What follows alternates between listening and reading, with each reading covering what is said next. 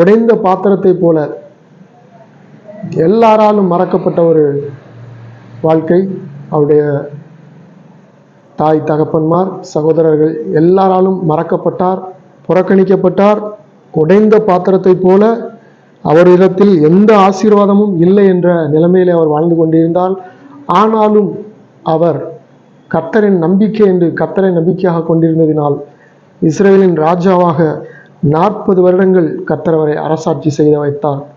40 வருடங்கள் இஸ்ரவேலின் ராஜாவாக அரசாட்சி செய்தார்.